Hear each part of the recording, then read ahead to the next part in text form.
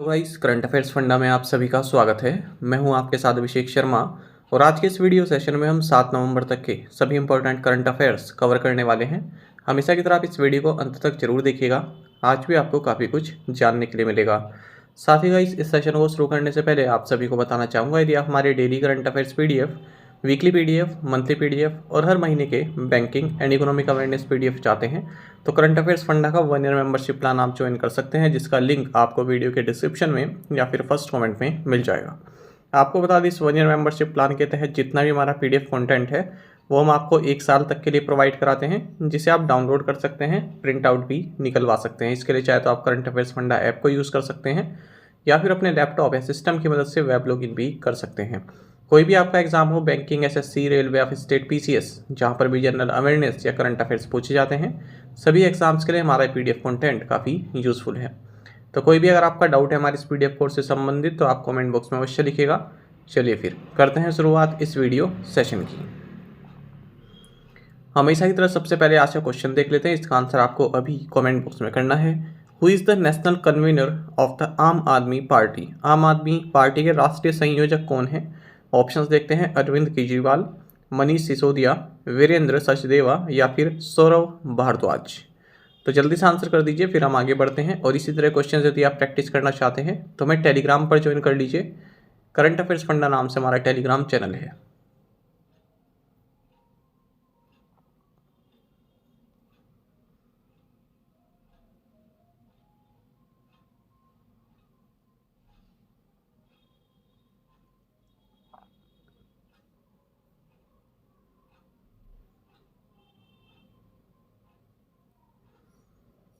Which country वोन 2023 women's Asian champions trophy?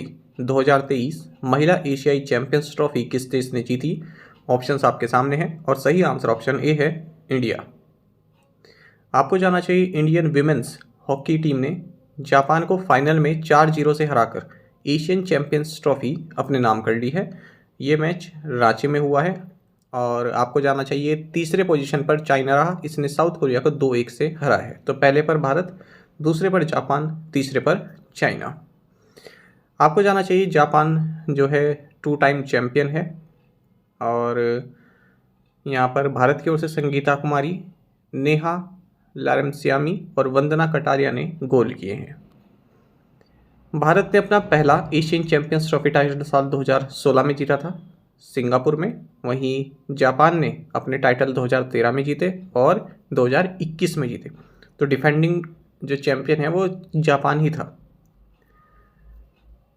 Indian women's hockey team की captain Savita Punia है।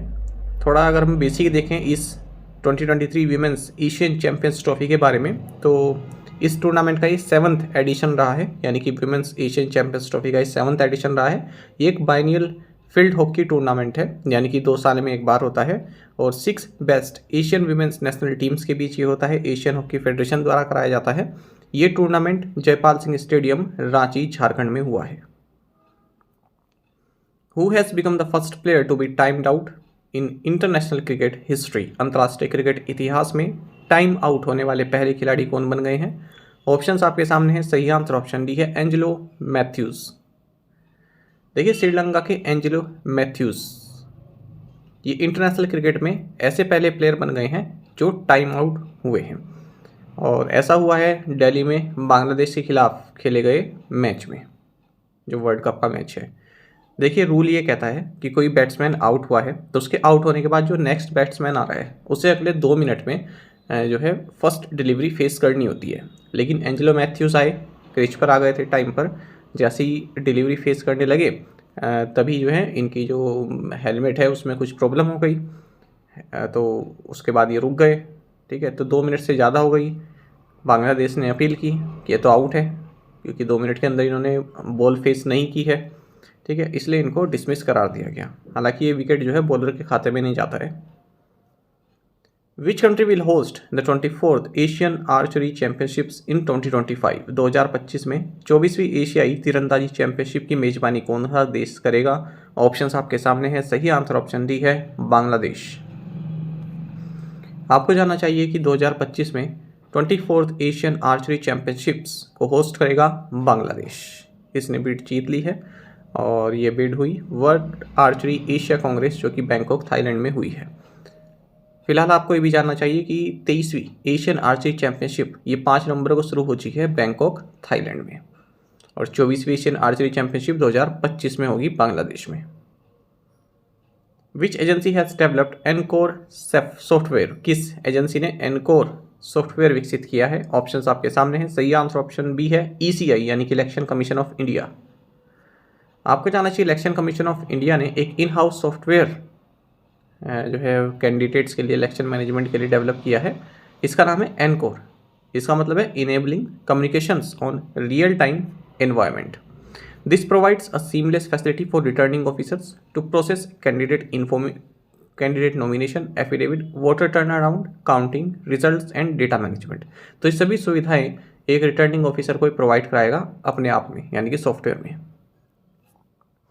Under the प्रधानमंत्री Garib Kalyan Anna Yojana, how many kilograms of free food grains will be provided to beneficiaries every month? Pradhan Mantri Garib Kalyan Anna योजना के तहत लाभार्थियों को हर महीने कितने किलोग्राम मुफ्त अनाज उपलब्ध कराया जाएगा? ऑप्शंस आपके सामने है। सही आंसर ऑप्शन बी है 5।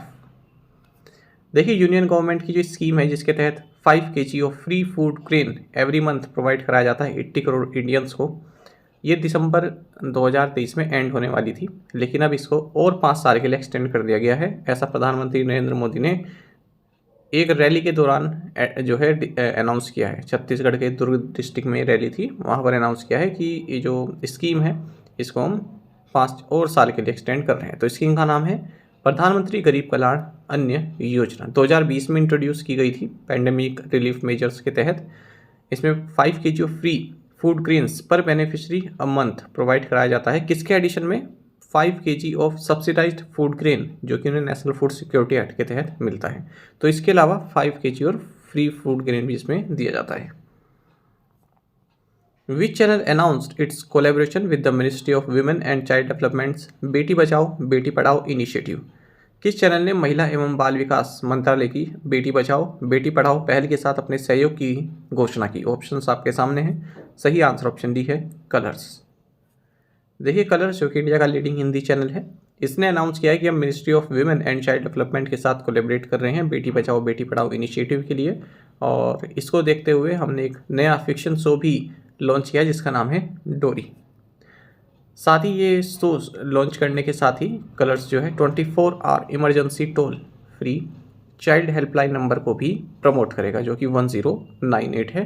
ठीक है, for those seeking assistance for any abundant girl child across the nation.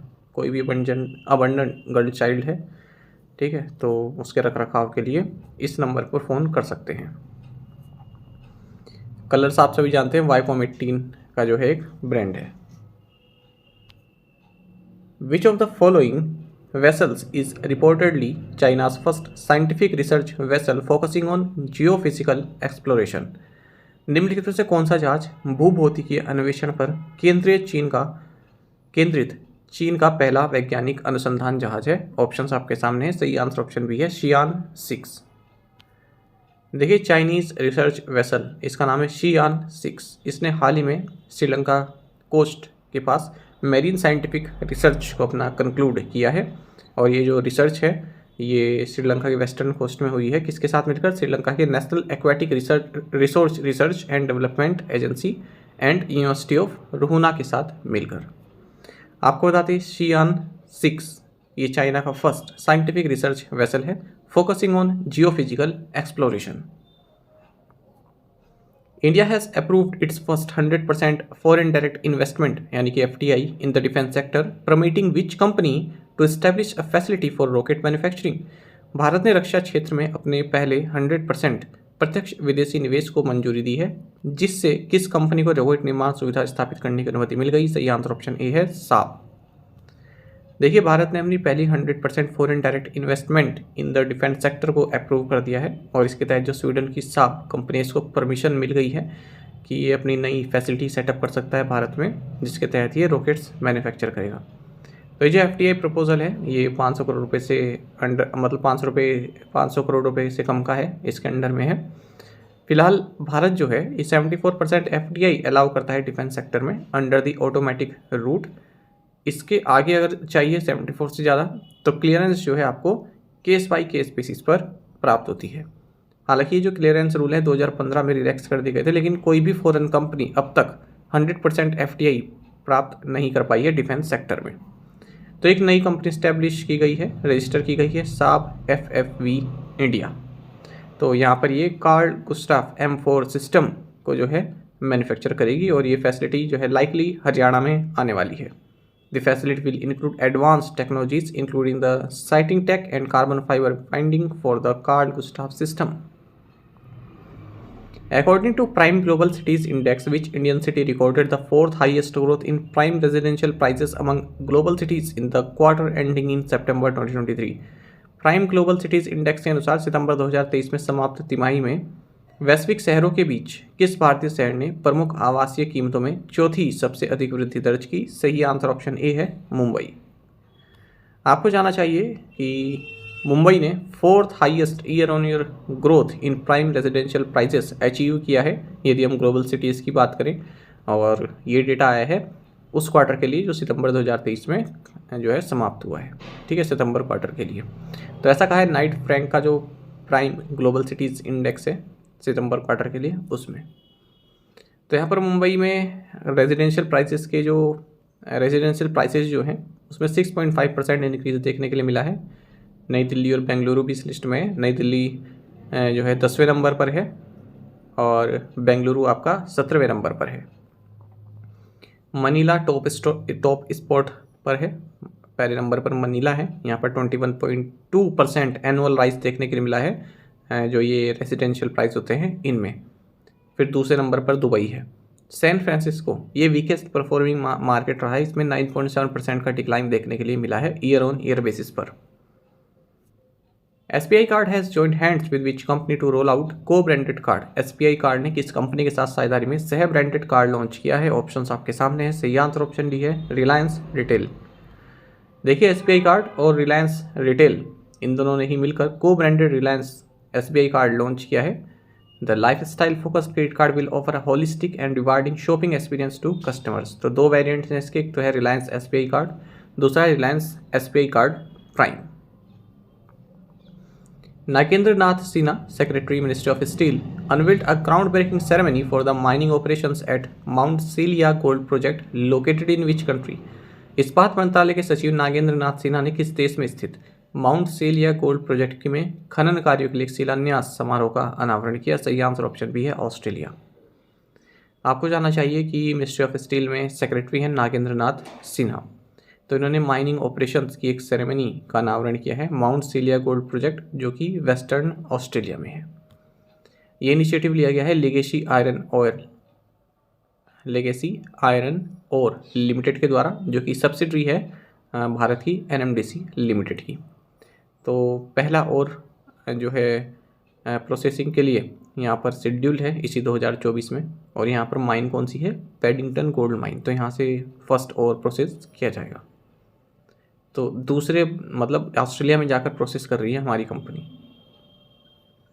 The first Australia India education and skill council meeting was held at which IIT? पहली ऑस्ट्रेलिया भारत शिक्षा और कौशल परिषद की बैठक किस IIT में आयोजित की गई? सही आंसर ऑप्शन डी है IIT गांधीनगर। देखिए first Australia India education and skill council meeting ये IIT गांधीनगर गुजरात में आयोजित की गई है। जो ये Australia India education and skill council meeting है, पहले से ऑस्ट्रेलिया इंडिया एजुकेशन काउंसिल कहा जाता था AIEC, ठीक है, बीच में इसमें स्किल भी जोड़ दिया गया। ये एक बाई नेशनल बॉडी है जिसकी स्थापना साल 2011 में की गई थी to guide the strategic directions of the education training and research partnership between the two countries. This is the first time that education and skilling are being brought under the same institutional forum, है ना, जैसे कि नाम से पता चल रहा है। और इस मीटिंग को जॉइंटली चेयर किया गया एजुकेशन मिनिस्टर धर्मेंद्र प्रधान और जो इनके काउंटर पार्ट्स है ऑस्ट्रेलिया की तरफ से उनके बीच में।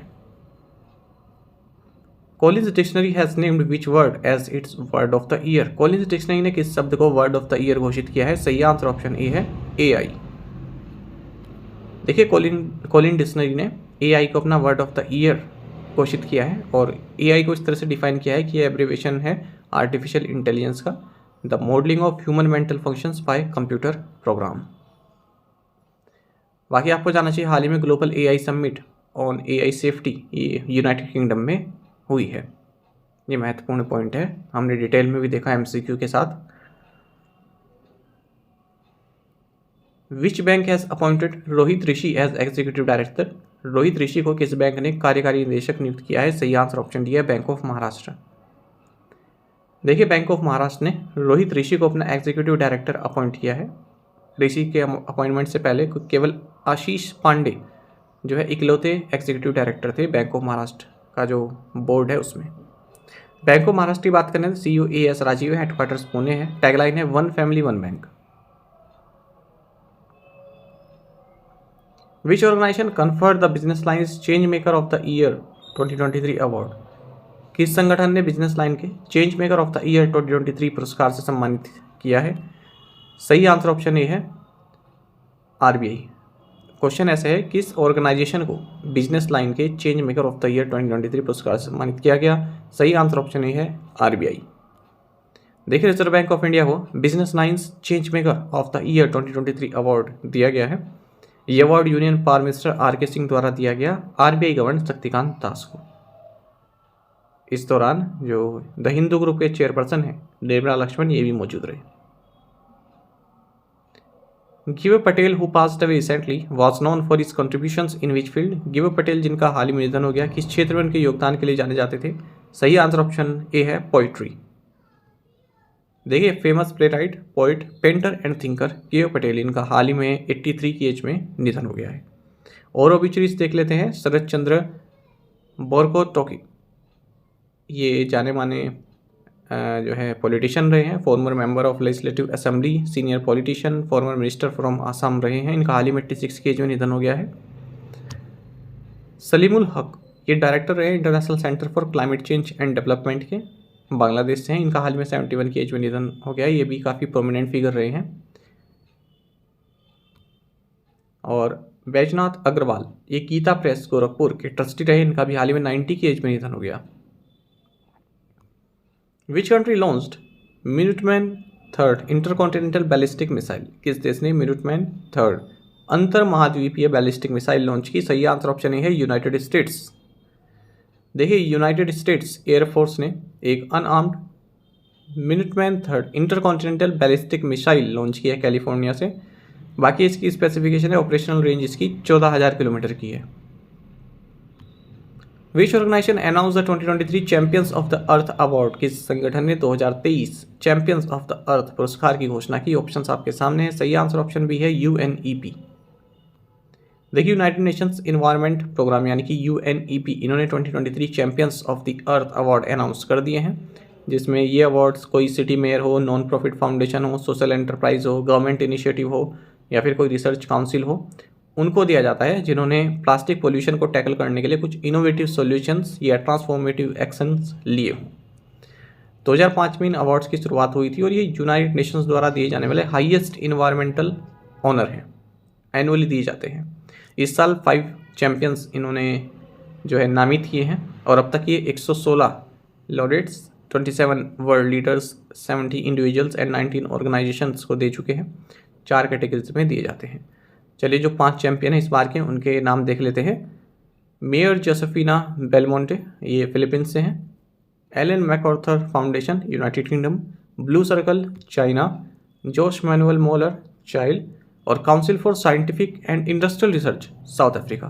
तो ये 5 चैंपियन हैं इस साल के 2023 चैंपियंस ऑफ द अर्थ। महत्वपूर्ण क्वेश्चन है। प्रीवियस असाइनमेंट क्वेश्चंस के आंसर देखेंगे। The Dahiya doctrine is related to which issue? Israel Hamas war. Which country conducted indigenous voice referendum on 14 October 2023? Australia.